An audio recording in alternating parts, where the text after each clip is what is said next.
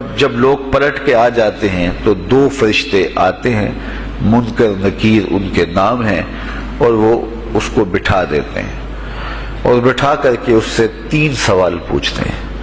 پہلا سوال یہ ہوتا ہے من ربک، تیرا رب کون ہے؟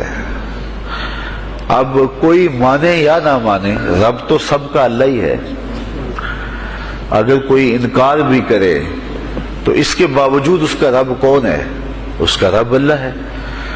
تو دنیا کے اوپر کوئی اقرار کرے یا انکار کرے، لیکن نفس الامر میں حقیقت میں اس کا رب اللہ ہی ہے۔ یہ تو حقیقت ہے، یہ تو طے شدہ ہے۔ لیکن جو عقیدہ دنیا پہ رہا ہوگا وہی عقیدہ اس کے لہجے میں آئے گا۔ اگر اس نے عملاً، رویتاً، قولاً، فعلاً اپنے اللہ کو اپنا رب مانا، رب کہتے ہیں کسی چیز کی تربیت اس کی استعداد ذاتیہ کے مطابق کرنے والا رب کہلاتا ہے۔ تو اللہ تعالیٰ جل شانہ ہم سب کا خالق بھی ہے، مالک بھی ہے، رازق بھی ہے، اور ہماری ضروریات کا وہ کفیل بھی ہے۔ وہ ہمارا رب ہے، اور صرف ہمارا رب ہی نہیں ہے، رب العالمین ہے، پورے جہانوں کا رب ہے، پوری کائنات کا رب ہے۔ خالق بھی سب کا وہی ہے اور رب بھی سب کا وہی ہے۔ جو اسے مانتا ہے اسے بھی رزق دیتا ہے، جو نہیں مانتا تو اس کے لیے بھی رزق کے دروازے بند نہیں کرتا۔ حضرت ابراہیم علیہ السلام کی عادت یہ تھی کہ جب تک کوئی مہمان نہیں آ جاتا تھا اتنی دیر تک کھانا نہیں کھاتے تھے۔ بھوک لگتی تو کوئی مہمان ڈھونڈتے تاکہ اس کے ساتھ بیٹھ کے کھانا کھاؤ۔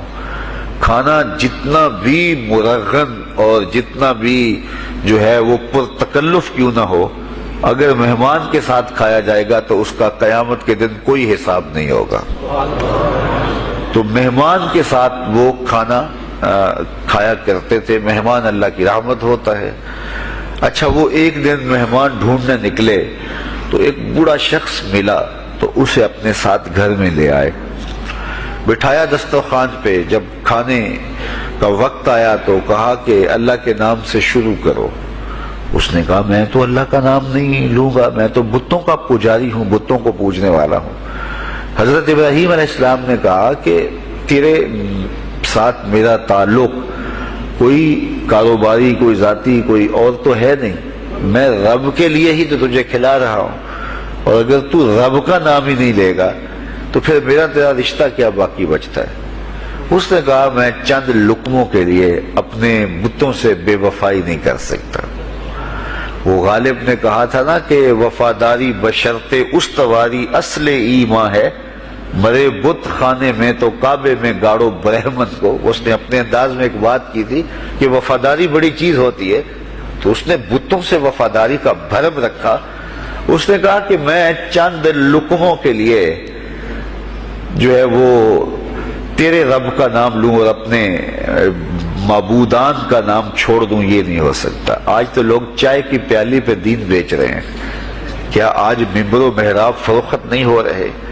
لیکن اس بوڑھے شخص نے کہا کہ میں چند لقموں کے لیے، چند ٹکڑوں کے لیے میں اپنے بتوں سے بے وفائی نہیں کر سکتا۔ حضرت ابراہیم نے کہا تو اگر بتوں کے ساتھ اتنی محبت رکھتا ہے تو پھر میں بھی رب کے نام کے علاوہ تجھے دینے پہ آمادہ نہیں ہوں۔ وہ دسترخوان سے اٹھ کے چلا گیا۔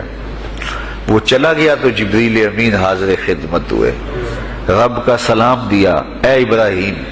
رب سلام دیتا ہے اور فرماتا ہے تو نے آج میرا ایک بندہ ناراض کر دیا۔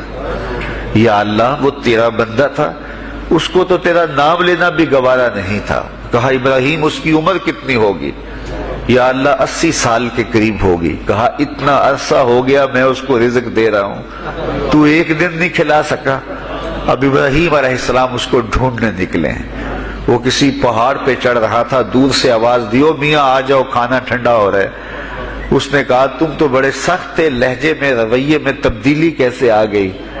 کہا کہ اسی رب کا پیغام آیا ہے کہ مجھے اتنا عرصہ ہوا اسے کھلاتے ہوئے، وہ مجھے نہیں بھی مانتا تھا، پھر بھی میں اس کی ضروریات کو پورا کرتا رہا ہوں، اور تم ایک دن نہیں دے سکے؟ تو آؤ کھانا ٹھنڈا ہو رہا ہے۔ کہا تیرے رب کا نام نہیں لوں گا۔ کہا نہ لینا، کہا اتنی تبدیلی، کہا اسی رب کا سندیش آیا ہے، اسی رب کا پیغام آیا ہے. کہا پھر کھانا بعد میں کھاؤں گا، پہلے اپنے رب کا مجھے غلام بنا لے. تو کوئی مانے اس کو بھی دیتا ہے، کوئی نہ مانے اس کو بھی دیتا ہے، بلکہ دنیا کے اوپر کافروں کو زیادہ دیتا ہے. ایک روایت میں آتا ہے کہ اگر اہل ایمان کی دلجوئی کا لحاظ نہ ہو تو کافروں کے گھروں کی سیڑھیاں سونے اور چاندی کی ہوں، لیکن یہ کہیں گے ہمیں تو مار ہی دیا ہے. اور اقبال نے کہا تھا نا کہ کافر کو دیے حور و قصور اور مومن کے لیے فقط وعدہ حور. تو اس لیے ان کی دلجوئی ہے، ورنہ کافروں کو اتنا دور، چونکہ ان کا حصہ آخرت میں نہیں ہے، ان کا حصہ صرف دنیا ہے. دنیا پہ عیش کریں، دنیا پہ عیش و عشرت کی زندگی گزارے، دنیا ہی دنیا، آخرت میں ان کا کوئی حصہ نہیں.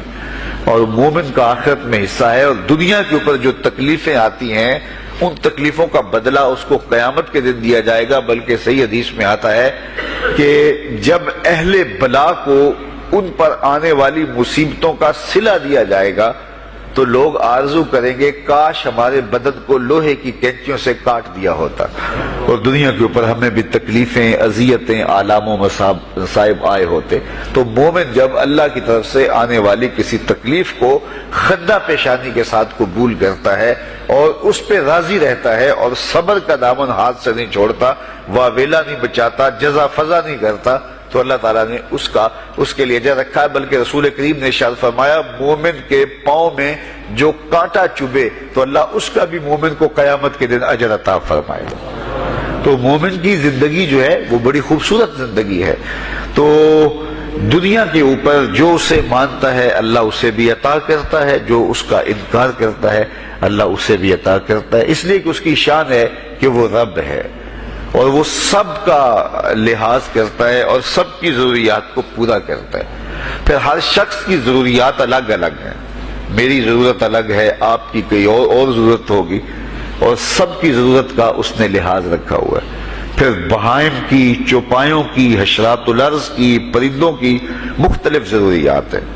اڑنے والوں پرندوں کی ضروریات الگ ہے، پانی کے جانوروں کی ضروریات الگ ہیں، اس طرح حشرات الارض کی ضروریات الگ ہیں اور درندوں کی ضروریات الگ ہیں. یہاں تو ہم ایک آدھ کلو گوشت ہو تو گھر کے سارے افراد اس سے گزارا کر لیتے ہیں، لیکن شیر کو اور چیتے کو جو ہے وہ منوں کے حساب سے روزانہ چاہیے. رب ان کو روزانہ فراہم کرتا ہے. یہ پنساری کے پاس جائیں، اگر آپ کو ڈاکٹر یا حکیم لکھ دے کہ یہ آپ کو خالص سچے موتی چاہیے، اس کی کوئی چیز آپ کو بنا کے دیں گے تو آپ ہزاروں لاکھوں روپے خرچ کرتے ہیں، پھر بھی بعض کا اعتماد نہیں ہوتا کہ یہ بالکل 1 نمبر ہے یا 2 نمبر. تو رتی ماشی اور تولوں کے اندر آپ ان کو خریدتے ہیں اور وہ بھی آپ کو گمان ہوتا ہے کہ پتہ نہیں خالص ہیں یا ناخالص. لیکن دنیا کے اوپر لاکھوں کروڑوں پرندے پائے جاتے ہیں، جانور پائے جاتے ہیں، ہنس، اور وہ کھاتا ہی سچے موتی ہے. صبح کو بھی، شام کو بھی، دوپہر کو بھی اللہ سب کو پیٹ بھر کے کھانے کے لیے عطا فرماتا ہے. تو جس کی جو ضرورت ہے وہ رب ہے، اس ضرورت کو پورا کرتا ہے. تو ہم اگر اللہ تعالیٰ کو رب مان لیں حقیقی معنوں کے اندر تو ہماری زندگی کی پریشانیاں، ہماری زندگی کے دکھ مٹ جاتے ہیں. مصیبتیں اس وقت آتی ہیں اور اس وقت پریشانی لگی رہتی ہے، دھڑکا لگا رہتا ہے کہ جب انسان جو ہے وہ سمجھتا ہے کہ میں ہی جو ہے وہ کچھ کرنے والا ہوں. وَمَا مِن دَابَّةٍ فِي الْأَرْضِ إِلَّا عَلَى اللَّهِ رِزْقُهَا، زمین پر چلنے والی، ریگنے والی کوئی چیز نہیں جس کا رزق اللہ کے ذمہ کرم پہ نہ ہو. تو جب انسان اس عقیدے کو اپنی روح میں، اپنے باطن میں اتار لیتا ہے تو پھر اس کی زندگی سوکھی ہو جاتی ہے کہ وہ میرا خالق بھی ہے اور وہ میرا رب بھی ہے. اور یہ یقین انسان کی زندگی کے اندر اعتماد، روشنیاں اور توکل بھر دیتا ہے. بلکہ ایک حدیث میں آیا کہ جس طرح توکل کرنے کا حق ہے اگر وہ تم ادا کرو تو اللہ تمہیں ایسے رزق عطا فرمائے جس طرح پرندوں کو عطا فرماتا ہے. وہ جب صبح نکلتے ہیں تو ان کے پیٹ خالی ہوتے ہیں اور انہیں پتہ نہیں ہوتا کہ کہاں سے رزق مل رہا ہے. اور جب وہ شام کو آتے ہیں تو ان کا پیٹ بھرا ہوا ہوتا ہے. بند توکل پنچھی اڑ دے خرچ نہ پلے زیرا ہو.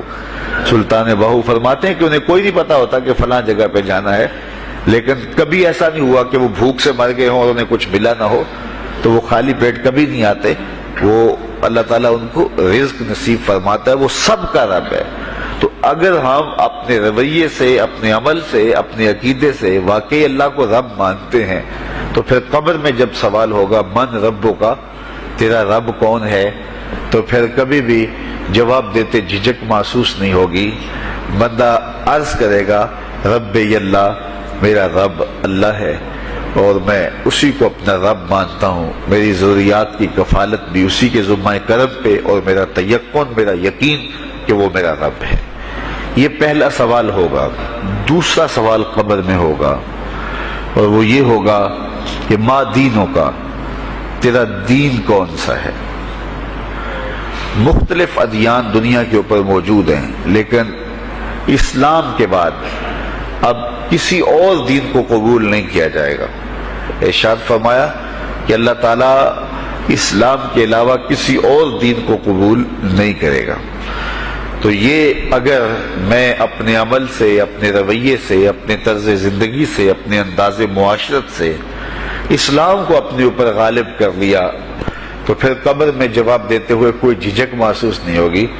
بندہ عرض کرے گا کہ دینی الاسلام، میرا دین اسلام ہے، میرا طرز زندگی، میرا انداز معاشرت، میرا سبھی کچھ اسلام کی مطابقت میں تھا اور میں اسی کو اپنا دین مانتا ہوں. صرف زبان سے نہیں، اپنے رویے سے بھی، اپنے طرز زندگی سے بھی، اپنے انداز معاشرت سے بھی.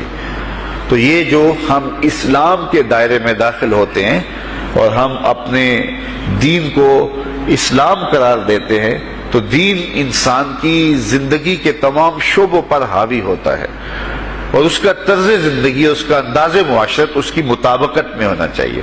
تو قبر میں یہ سوال پوچھا جائے گا کہ تیرا دین کیا ہے، باوجود کہ اللہ تعالیٰ جل شانہ کو پتہ ہے کہ اس کا دین کیا تھا، اللہ کو پتہ ہے کہ یہ کس کو رب مانتا تھا، لیکن قبر میں یہ سارا سلسلہ ہوگا.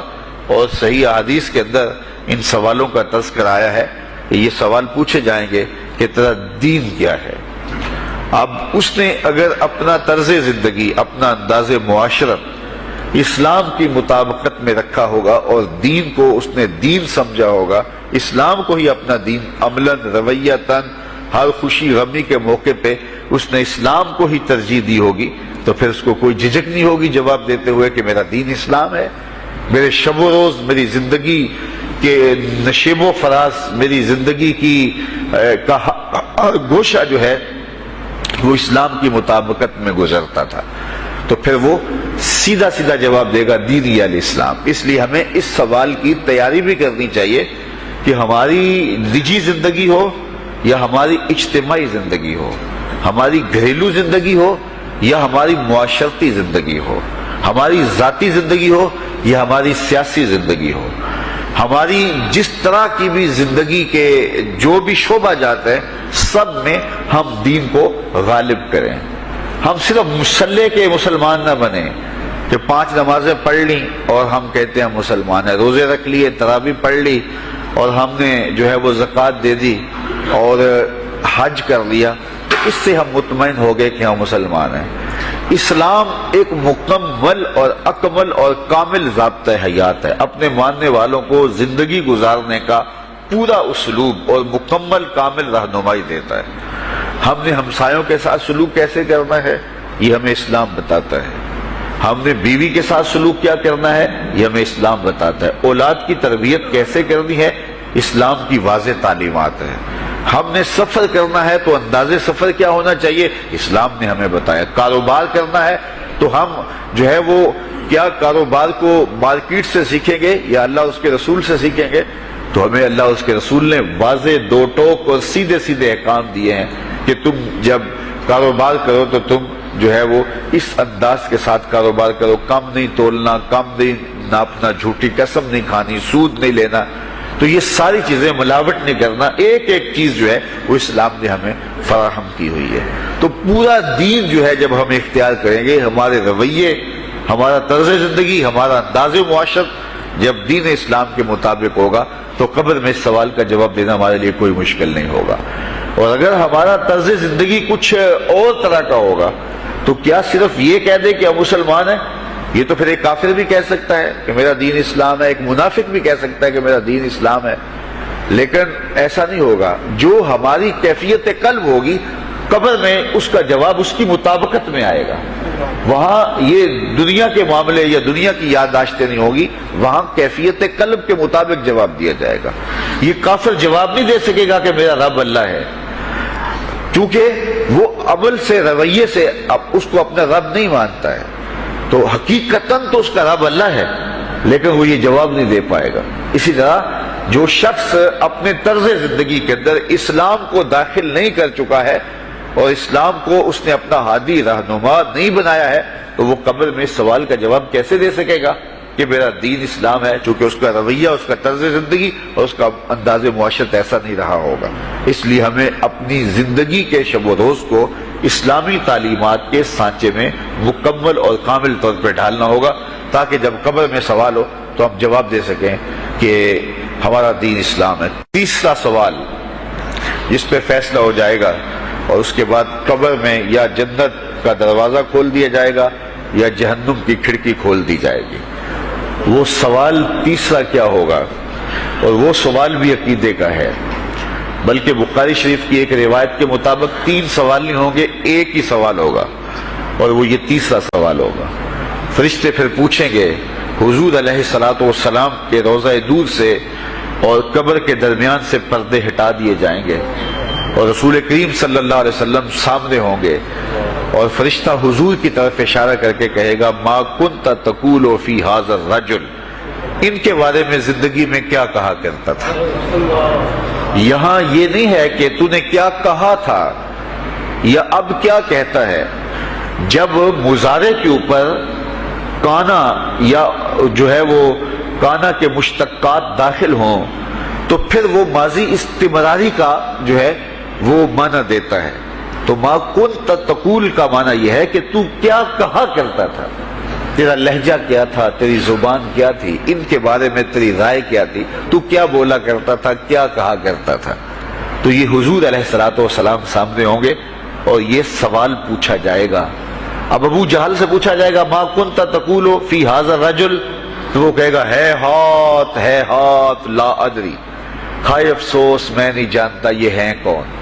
ابو لہب سے پوچھا جائے گا، وہ کہے گا ہے ہاتھ لا ادری، ہائے افسوس میں نہیں جانتا یہ کون ہے۔ اچھا جانتا نہیں تو پتھر کس کو مارتا تھا، جانتا نہیں تو گڑے کس کی راہوں میں کھدواتا تھا، جانتا نہیں تو اوجریاں کس کے اوپر ڈلوایا کرتا تھا۔